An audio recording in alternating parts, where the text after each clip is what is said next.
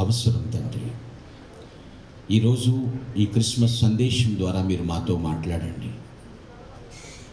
నీ జన్మ ద్వారా మాకేమి ప్రయోజనమో మాకు తెలియచేసి మేమందరము కలిసి నిన్ను ఆరాధించే ధన్యతను దయచేయండి. ఈ వాక్యము వినుటకు విధేయత చూపుటకు బుద్ధి పుట్టించుమని క్రీస్తు పేరిట ప్రార్థిస్తున్నాము తండ్రి, ఆమేన్. ప్రభునందు ప్రియులారా, దేవుని యొక్క మహాకృపను బట్టి ఈ 2023లో 2023లో కూడా మరి ప్రియులు డాక్టర్ వైఎస్ఆర్ గారి కుటుంబంతో కలిసి మరి ఈ యొక్క క్రిస్మస్ సెలబ్రేట్ చేసుకుంటానికి దేవుడు అవకాశం ఇచ్చి ఉన్నాడు. గౌరవ ముఖ్యమంత్రి వర్యులు, వారి యొక్క కుటుంబీకులు, రక్త సంబంధికులు, బంధుమిత్రాదులు, నాయకులు, అభిమానులు, కార్యకర్తలు, అధికారులు చేరివచ్చిన మీ అందరికీ హృదయపూర్వకమైన క్రిస్మస్ శుభములు తెలియజేస్తూ ఉన్నాను. కొద్దిసేపు దేవుని మాటలు విందాం. క్రీస్తు పుట్టుక. Today topic of the message, birth of Christ. క్రీస్తు పుట్టుక ఎందుకు, ఆయన ఎందుకు ఈ భూమి మీదకి జన్మించాల్సి వచ్చింది? ఇది కట్టుకథ కాదు, వాస్తవమైనటువంటి రూపకల్పన అనేటువంటి మాట మాట్లాడతారు. ఇది నిజం. ఖండాలన్నిటిలో పెద్ద ఖండం ఆసియా ఖండం అని పిలుస్తారు. అందులో చిన్న పెద్ద దేశాలన్నీ కలిపి 76 పైనే ఉన్నాయి అని చెప్తారు. 176 పైనే ఉన్నాయి అంటారు. అందులో చిన్నది పాలస్తీనా దేశం భూగోళానికి మధ్యలో ఉంది. దక్షిణ దిక్కుగా వెళితే ఇజ్రాయేలు రాజధాని జెరూసలేం. ఆ జెరూసలేంకి 10 కిలోమీటర్లు కొంచెం అలా ప్రయాణించి వెళితే బెత్లెహేం. ఖగోళ శాస్త్రజ్ఞులు ప్రతి ఒక్కరూ అంచనా వేసి అది సెంటర్ పాయింట్, ప్రపంచానికి నడిబొడ్డు అని తెలియచేశారు.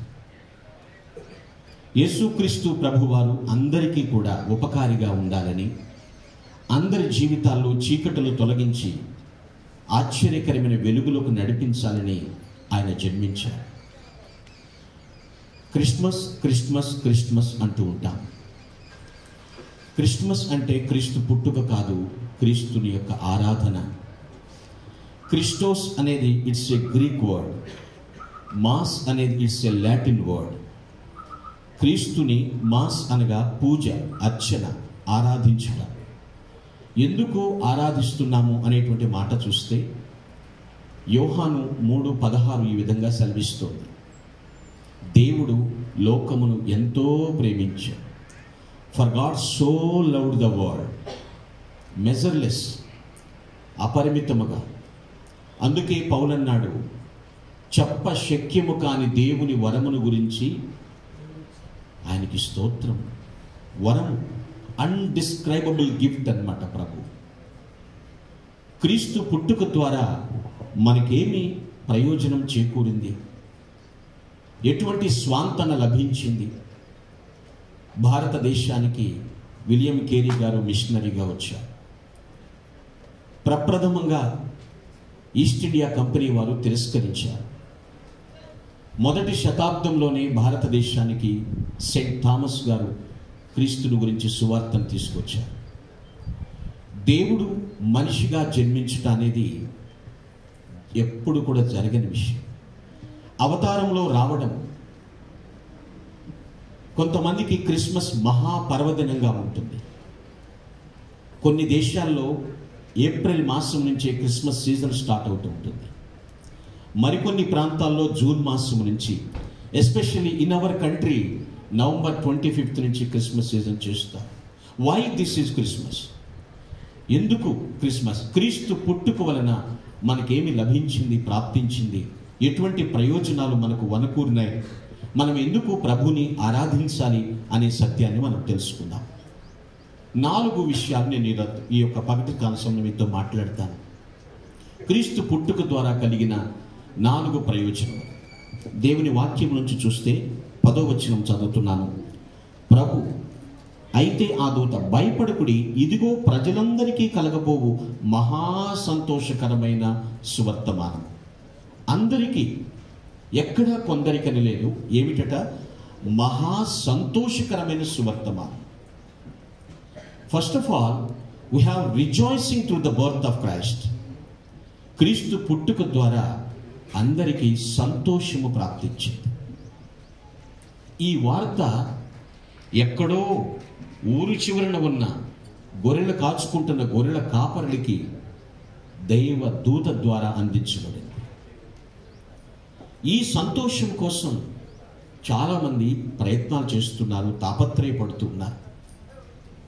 ఈ వార్త గొర్రెల కాపరులకు అందించబడింది.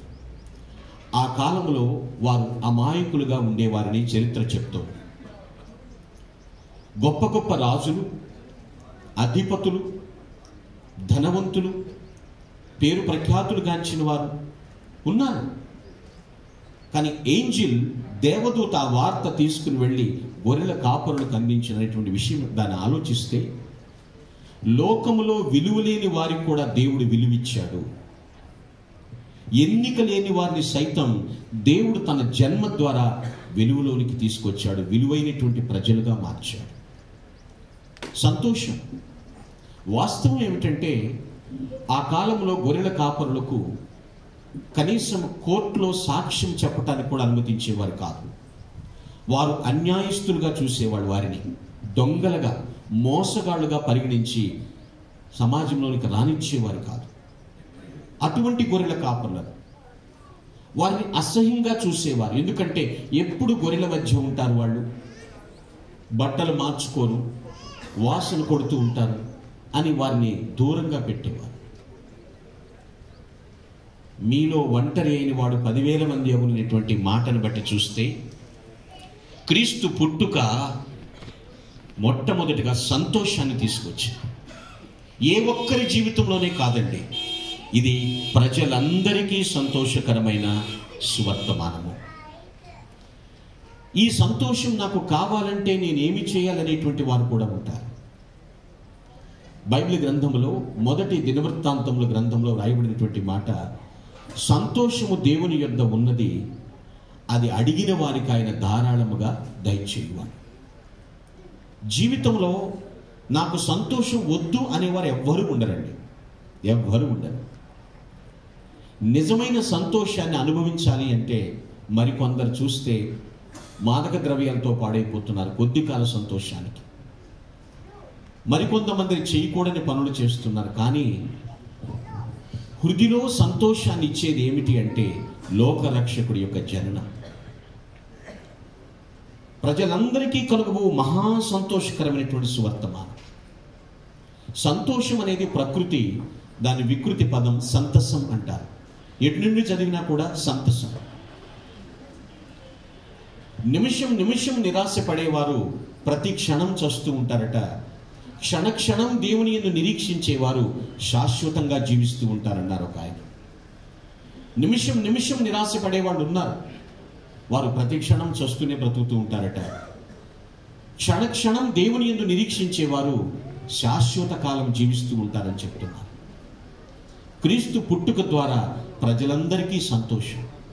అంటే చీకట్లో ఉన్న వారిని వెలుగులోకి తీసుకొచ్చాడు, అజ్ఞానుల్ని జ్ఞానులుగా చేశాడు. ఇక నాకు ఎవరున్నారు అన్నటువంటి వారికి దన్ను ధైర్యాన్ని ఇచ్చాడు. దేవుడు మానవుడిగా అవతరించాడు.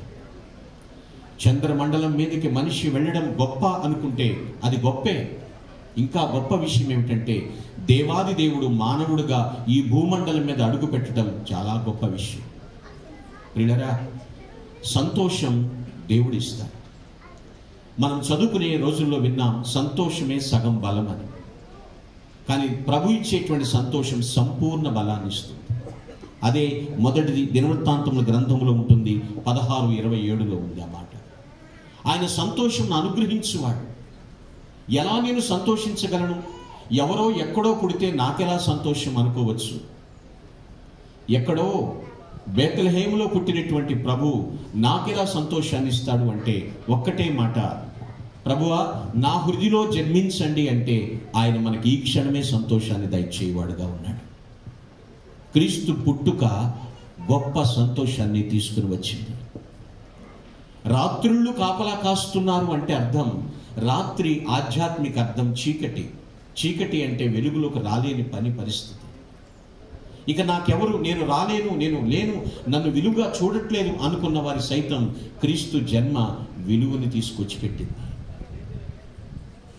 నేను ఎన్నిక లేని వాడని అనుకున్న వారిని తీసుకొచ్చి స్థానాన్ని కల్పించింది. అటువంటి మహాదేవుని యొక్క జన్మ సంతోషానికి కారణమైంది పిల్లరా. అందుకే ఒక కవి అన్నాడు, ఈ సంతోషము నీకు కావలెనా, నేడే యేసునొద్దకు రమ్ము అన్నాను. సంతోషం పరిపరి విధాలుగా ఉంటుంది. కొందరు నవ్వితే బాగుంటుందంటారు, కొందరు నవ్వకుండుంటే ఏమలా ఉన్నామంటారు. కానీ క్రీస్తు జన్మ అందరి ముఖాల్లో నవ్వును తీసుకుని వచ్చింది. ఎస్, క్రిస్మస్ దగదగ కాంతులతో, రాత్రి పూట ఆ యొక్క వెలసినటువంటి ఆ తారతో, నెలల తరబడి జ్ఞానుల ప్రయాణంతో అందరి జీవితాల్లో సంతోషాన్ని తీసుకొచ్చింది. సో ఫస్ట్ ప్రాఫిట్ ఏమిటి అంటే, క్రీస్తు పుట్టుక ద్వారా we are having rejoicing to the birth of Christ. సంతోషాన్ని పొందుకుంటానికి దేవుడు మనకు సిద్ధంగా ఉన్నాడు, ఇవ్వడానికి కూడా సిద్ధంగా ఉన్నాడు. This is the first profit. రెండవ ప్రయోజనం ఏమిటి? క్రిస్మస్ ఎందుకు మనము సెలబ్రేట్ చేస్తున్నాం? క్రిస్మస్ ద్వారా మనకు వచ్చినటువంటి ప్రయోజనం రెండవది ఏమిటి అంటే, మనం చదువుకున్న వాక్య భాగంలోని పిల్లల 11వ వచనం ఉంటుంది. దావీదు పట్టణమందు నేడు రక్షకుడు నీ కొరకు పుట్టి ఉన్నాడు, ఈయన ప్రభువైన క్రీస్తు. మీ కొరకు పుట్టి ఉన్నాడు. ఎవరు చదివితే వాక్యం వారికి. ఈయన ప్రభువైన క్రీస్తు. రక్షకుడు అన్నటువంటి మాటను మనం పరిశీలిస్తే, రక్షణ అన్న దాని అర్థం తెలిసిన తర్వాత రక్షకుడు తెలుస్తుంది. రక్షణ అంటే అర్థము పాపము నుండి విడుదల, డెలివరెన్స్ ఫ్రమ్ ద సిన్. అలా విడిపించే వారిని రక్షకుడు అంటారు. దట్ మీన్స్ విమోచకుడు అని కూడా ప్రభుని పిలుస్తారు. క్రిస్మస్ క్రీస్తుని ఆరాధించుట, క్రీస్తు పుట్టుక వలన మనకు కలిగిన రెండవ ప్రయోజనం. మొదటిది రిజాయిసింగ్ అయితే, రెండవది ఏంటంటే we are having redemption through the birth of Christ. సత్ విమోచన దొరికింది, పాప విమోచన దొరికింది.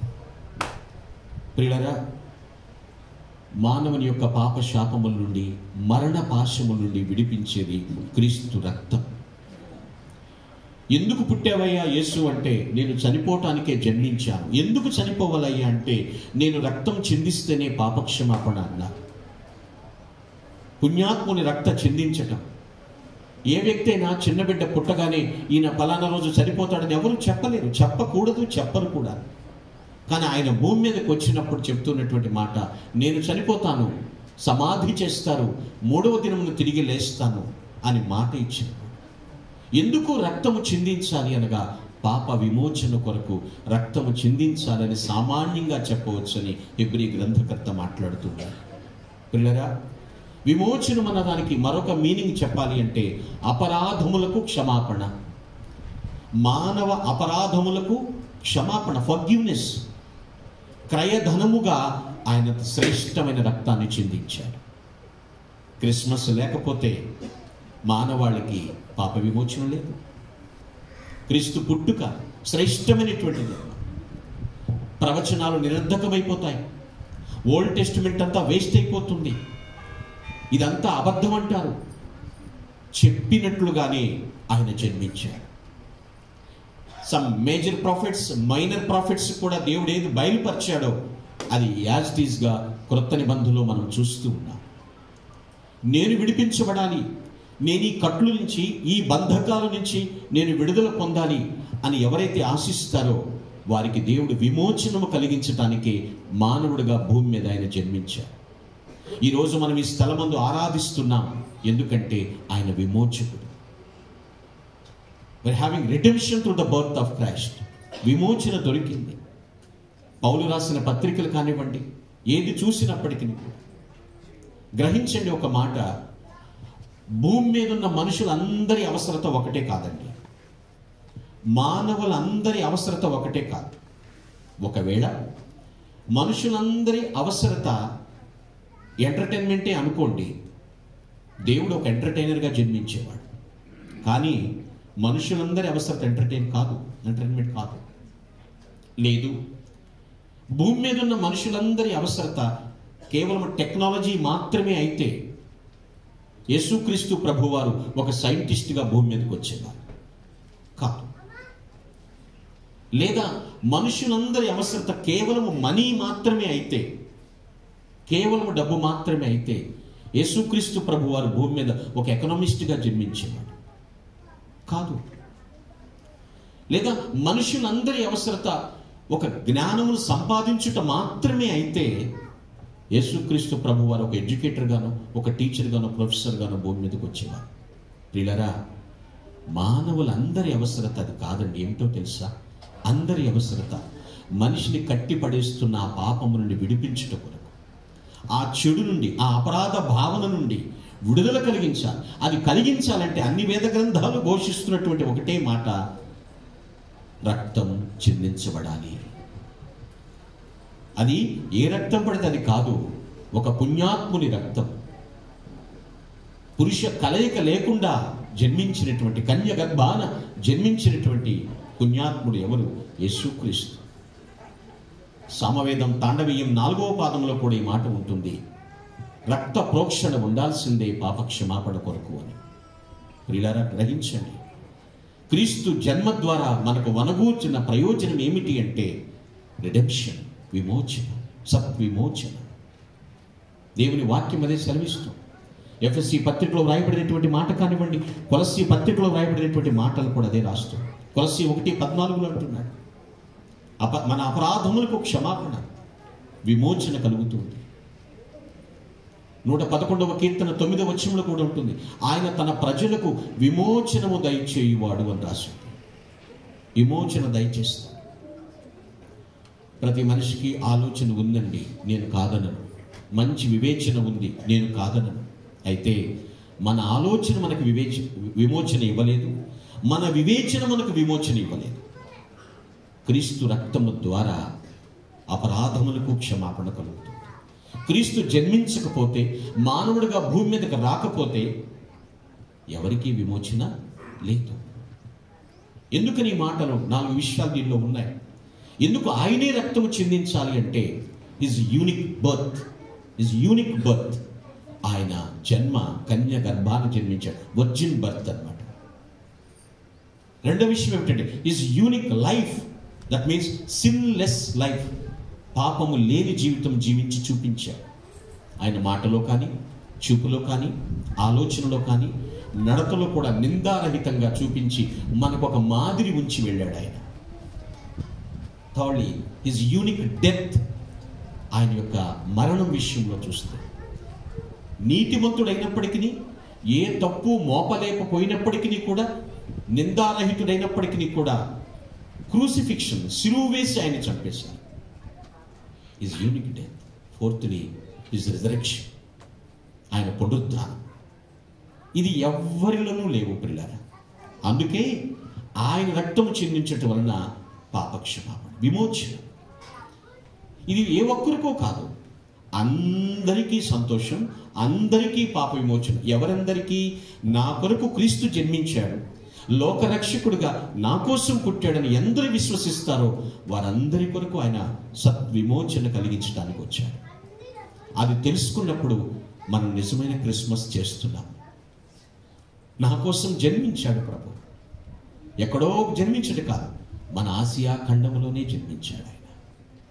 సంతోషించదగినటువంటి విషయం, సద్విమోచన ప్రభు మనకు ప్రసాదిస్తున్నాడు. చింతించవలసిన పని లేదు, చింత యావత్తు ఆయన మీద వేయండి అన్నాడు. ఒకవేళ మన చింత ప్రభువుపై వేయకపోతే ఆయన మన గురించి చింతిస్తూ ఉంటాడు. నా పిల్లలు నాకు చెప్పట్లేదే, నన్ను అడగట్లేదే, నేను ఇద్దామనుకుంటున్నాను, నన్ను అడగట్లేదే అనుకుంటూ ఉంటారు. క్రిస్మస్ సందేశం మీకు అందించబడుతోంది ప్రియులరా. మన బంధకాలు తెంచేవాడు, ఫ్రీనెస్ కలిగించేటువంటి వాడు, ఎప్పటికప్పుడు మనల్ని సంతోషంగా చూడాలనుకునేటువంటి వాడు దేవుడు మనిషిగా భూమి మీదకి వచ్చిన రోజు, బర్త్ ఆఫ్ క్రైస్ట్, క్రీస్తు పుట్టుక. 2 ప్రయోజనాలు మనం చూసాం. మొదటిది, ఆయన జన్మ ద్వారా సంతోషం దొరికింది. రెండవది, సత్విమోచన, రిడెంప్షన్ మనకు అందించబడింది. 3వ ప్రయోజనం చూస్తే మనం చదువుకున్న వాక్యభాగంలో 14 వచనం, లూకా 2:14 చదువుతున్నాను. వెంటనే సర్వోన్నతమైన స్థలములలో దేవునికి మహిమ, ఆయనకి ఇష్టులైన మనుషులకు భూమి మీద సమాధానము. థర్డ్ ప్రాఫిట్, మూడవ ప్రయోజనం క్రీస్తు జన్మ ద్వారా మనకు వచ్చింది. we having reconciliation through the birth of Christ. సమాధానం అనేది క్రీస్తు జన్మ ద్వారా భూమి మీదకి వచ్చింది. గందరగోళాలు సమసిపోయినాయి, సతమతమైపోయేటువంటి జీవితాలన్నింటినీ కూడా శాంతిపరిచాడు ఆయన. సమాధానం అనుగ్రహించడానికి ప్రభు భూమి మీద మానవుడిగా జన్మించాడు. రకరకాల చికాకులండి మానవ జీవితంలో. ఎప్పుడు ఏం జరుగుతుందో టెన్షన్స్, ఒత్తిడుల మధ్య ఉన్నారు జీవితం. ఫియర్, లోన్లీనెస్, డిప్రెషన్లోకి వెళ్ళిపోవటం, అపరాధ భావన, గిల్టీ, ఇటువంటి ఎన్ని బాధలు ఉన్నప్పటికీ కూడా సమాధానపు అధిపతిగా ఈ భూమి మీదకి ఆయన వచ్చారు. Is the prince of peace. సమాధానకర్తకు అధిపతి అని ఆయనకి పేరు. ఏమండి సమాధానం లేకపోతే ఏమిటి అంటే, సమాధానం లేని తనం ఒంటరితనాన్ని కలిగిస్తుంది. మన చుట్టూ ఎంతమంది ఉన్నా మనలో పీస్ అనేది కొరబడితే, సమాధానం లేకపోతే నేను ఒంటరినే అనుకుంటాడు మనిషి. ఎంతమంది ఉంటే ఏం సుఖం? నా చుట్టూ చాలామంది ఉన్నారు, బట్ నాకు సమాధానం లేకపోతే ఎందరూ ఉన్నా నేను లెక్క చేయలేను, లోన్లీగానే ఫీల్ అవుతూ ఉంటాను. ప్రభు అన్నాడు, మీలో ఒంటరి అయిన వాడు 10,000 మంది ఎవరు, 1000 మంది ఎవరు, 10,000 మంది దండెత్తి వచ్చిన అపాయం మీ యొద్దకు రాదు, నేను చూసుకుంటానంటున్నాడు. ఎందుకంటే ఆయన మనలను తన కనుపాప వలె కాపాడుతున్నాడు.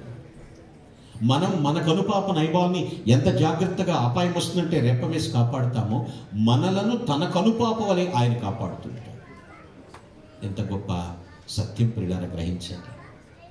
క్రిస్మస్ నాకేమి తెచ్చింది, ఈ క్రీస్తు పుట్టుక వల్ల నాకేమిటి అంటే సమాధానం ఇస్తాడు. సమాధానం లేక ఎన్నో జీవితాలు ఛిద్రమైపోతున్నాయి. అన్నీ ఉన్నాయి, సమాధానం లేదు. దేవుని వాక్యం సెలవిస్తుంది, ఎవని మనస్సు దేవుని మీద ఆనుకుంటుందో వారినట పూర్ణ శాంతి గలవారిగా కాపాడుతాను అంటున్నాడు ఆయన. సగం శాంతి కాదు, సంపూర్ణ శాంతి గలవానిగా యెషయా 26:3 ఈ విధంగా సెలవిస్తుంది. సమాధానం. ఈ భూమి మీద ప్రశాంతత కోసం మనిషి ఎక్కడికెక్కడికో వెళుతూ ఉంటాడు. ఫ్యామిలీలో ఉంటూనే నన్ను వదిలేసేయండి, కాసేపు నన్ను డిస్టర్బ్ చేయదు, నేను నా గదిలోకి వెళ్ళిపోతాను. ఒంటరితనం స్థిమితిపరిచేటువంటి తత్వం లేదు, కొంచెం సేపు తాళుకునేటువంటి స్థాయి లేదు. ఆయన అంటున్నాడు, భూమి మీద తనకిష్టులైన వారికి సమాధానం ఇవ్వడానికి వచ్చాడు. ఆయన పేరే సమాధానకర్తకు అధిపతి. కీర్తన 29:11 ఈ విధంగా రాయబడినటువంటి మాట, ఆయన తన ప్రజలకు సమాధానమును కలగజేయువాడు. ఈజిప్ట్ జైల్లో ఉన్నప్పుడు కూడా ఇజ్రాయేలుకి నెమ్మది లేదు. మమ్మల్ని విడిపించండి, మాకు ఆందోళన ఎక్కువైపోతుంది, బ్రతుకుతామో లేదన్న నిరీక్షణ పోతుంది, నిరాశ మమ్మల్ని ఆవరిస్తుంది. సమాధానం అవసరం కదండి పిల్లలు. ఒక ఫ్యామిలీలో వారికి ఇష్టమైనటువంటి వంటకాన్ని వండుకుని అందరూ కూర్చుని భోంచేద్దాం అనుకున్నారు, ఒకేసారి భోంచేద్దాం అనుకున్నారు. అందరూ డిష్లన్నీ అక్కడ రెడీగా ఉన్నాయి. ఈలోపు ఏదో ఒక చిన్న పొరపచ్చ మాట ఎవరిలోంచి బయటకు వచ్చింది. అందరు ఈగోస్ పట్టయినాయి, ఎవరి రూమ్స్లోకి వాళ్ళు వెళ్ళిపోయారు. ఆ ఫుడ్ అలాగే ఉండిపోయింది. తెల్లవారు బయట పారవేయాల్సి వచ్చింది. అసమాధానం వారిని రాజ్యమేలుతుంది. ప్రియులారా, ప్రభు పాద పద్మములు స్పర్శిస్తే ప్రశాంతత ప్రభు ఇవ్వటానికి ఈ క్షణం కూడా సిద్ధంగా ఉన్నాడు. ఆయన పేరే సమాధానకర్తయు అధిపతి అని ఆయనకు పేరు పెట్టబడింది. మనకు శిశువు పుట్టెను, మనకు కుమారుడు అనుగ్రహింపబడెను. ఆశ్చర్యకరుడు, ఆలోచనకర్త, బలవంతుడగు దేవుడు, నిత్యుడగు తండ్రి, సమాధానకర్తయు అధిపతి అని ఆయనకు పేరు పెట్టబడింది. ఎంత సమాధానం అంటే, లోకరక్షకుడు జన్మించేటప్పుడు నడి రోడ్డు పైన ఊరి బయట ఎలా ఉంటుందో మనకు తెలుసు. ఇప్పుడు ఇంత అప్డేటెడ్ స్థలాల్లో సమయంలో కూడా ఊరి బయట ఎలా ఉంటుందో తెలుసు. కానీ ఆయన జన్మించిన జన్మస్థలం ఎలాంటిది అంటే, ఆ ఊరు వారందరూ పంచాయతీలు చేసుకునే స్థలం అట, తీర్పులు తీర్చుకునేటువంటి స్థలం. అంటే లోకస్తులు తీర్పులు తీర్చుకునే చోట పరలోక న్యాయాధిపతి జన్మించాడు. ఆ తదుపరి అక్కడ డెలివరీ అయిన తర్వాత ఆయన్ని పెట్టడానికి సత్రం దగ్గరికి వస్తే సత్రంలో స్థలము లేదు. ఆ బేబీని పట్టుకుని సత్రంలోకి వస్తే సత్రంలో స్థలం లేదు. మరి పశువుల పాకకి ఎందుకు వెళ్ళారు? ఈ సత్రంలో బస ఉన్నటువంటి వారి వాహనాలన్నీ అక్కడ ఉన్నాయి. ఆ కాలపు వారి వాహనాలు పశువులు, గాడిదలు, పశువుల పాక. అక్కడ కూడా ప్లేస్ లేదు. ఒక తొట్టిలో ఉన్నటువంటిదంతా కూడా వలకపోసి గడ్డితో తుడిచి అక్కడ పరుండబెట్టారు. రెండవ ప్లేస్. ఆ తదుపరి ఒక ఇంటిలోనికి తీసుకుని వచ్చినట్లుగా లేఖనాలు సెలవిస్తున్నాయి. ఊరి చివర జన్మించినప్పుడు దేవదూత రావడం అక్కడ చూస్తున్నాం.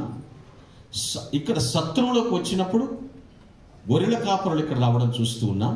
ఇంటిలోనికి తీసుకుని వచ్చినప్పుడు పారసీక దేశ పూజారులు రావడం చూస్తూ ఉన్నాం. తూర్పు దేశపు జ్ఞానులు. తెలుగులో అలా ఉంది. నిజంగా వాళ్ళు ఎవరు అంటే ఖగోళ శాస్త్రజ్ఞులు.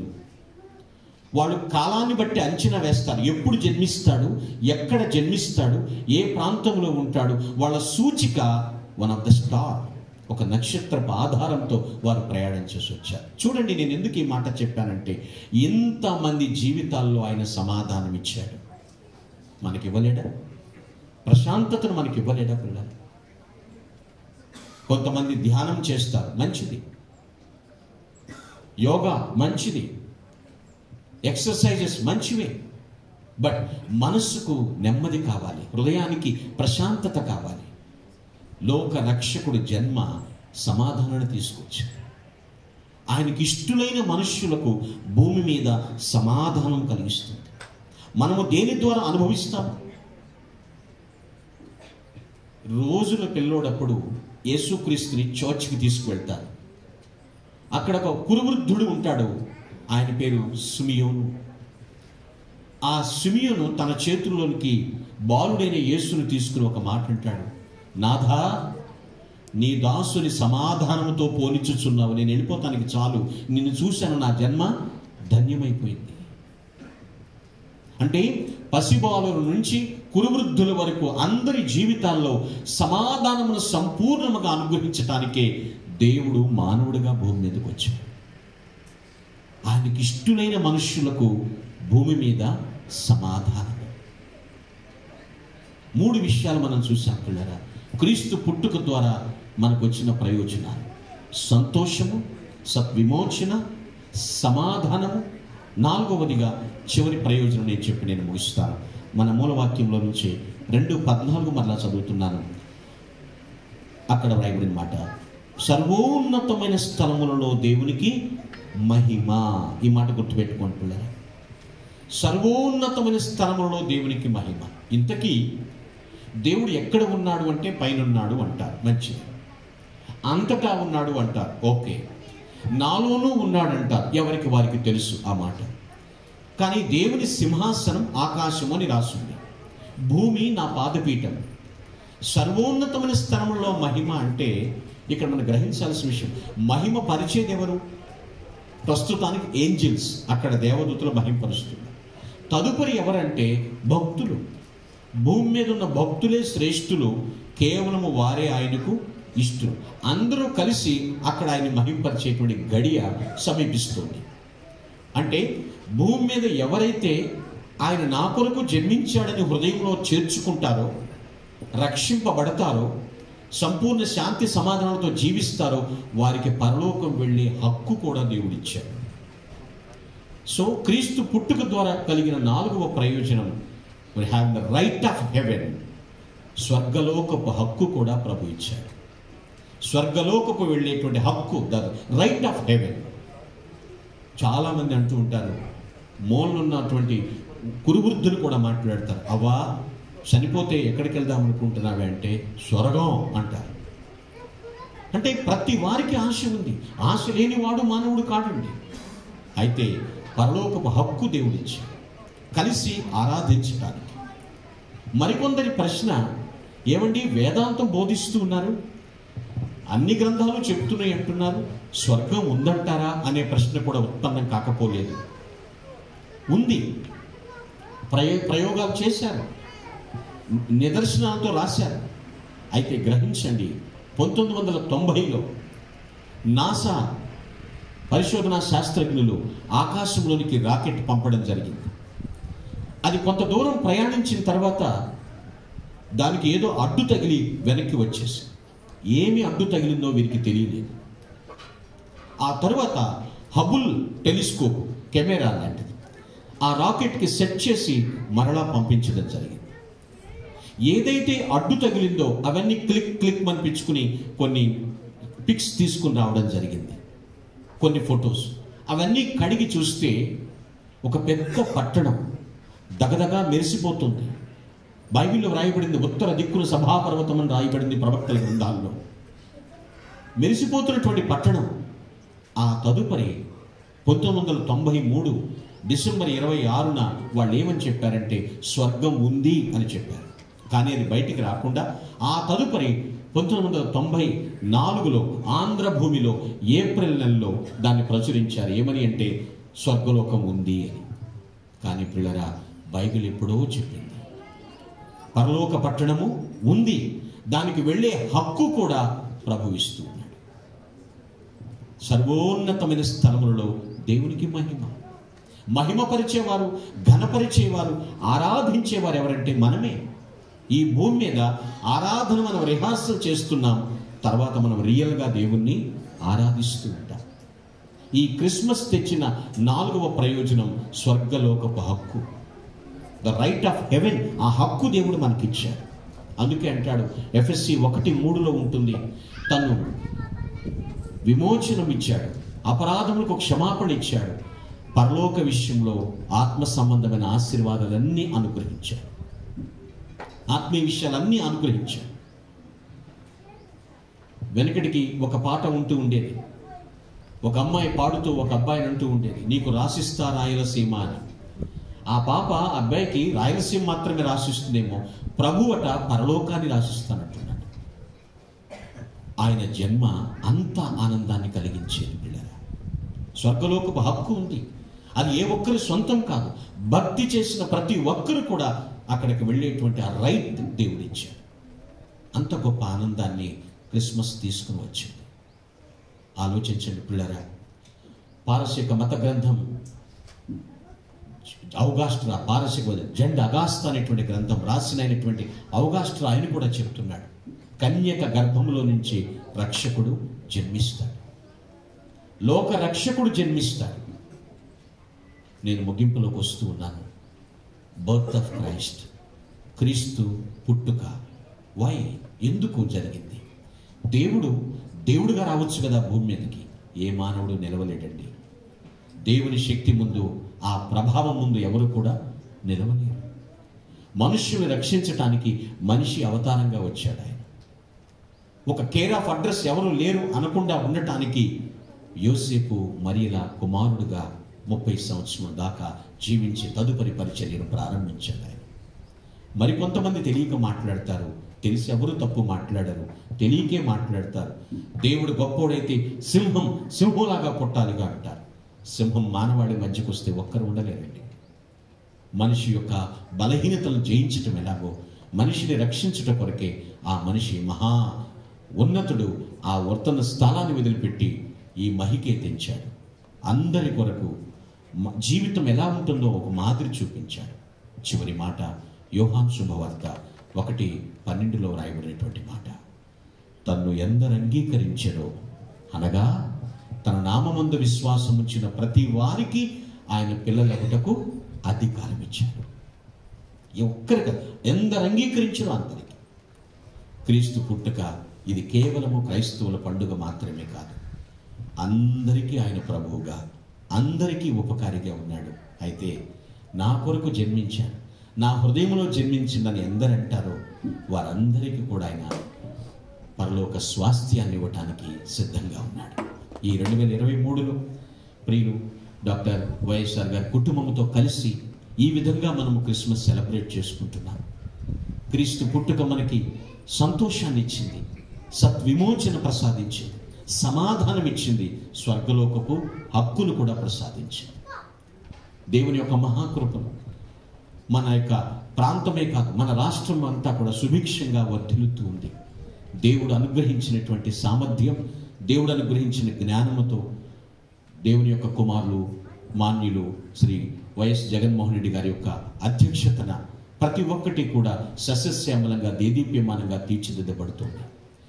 మహాదేవుని యొక్క కృప అనేకమైనటువంటి జీవిత దినాలు ఇలా ముందుకు సాగాలని కోరుకుంటూ ఉన్నాం. మరొక పర్యాయము మీ అందరికీ కూడా క్రిస్మస్ శుభాకాంక్షలు తెలియజేస్తున్నాను. ప్రభు యొక్క కృప మీకు మెండుగా ప్రసాదించబడును గాక. ఆమేన్. చిన్న ప్రార్థన చేద్దాం. చిన్న ప్రార్థన.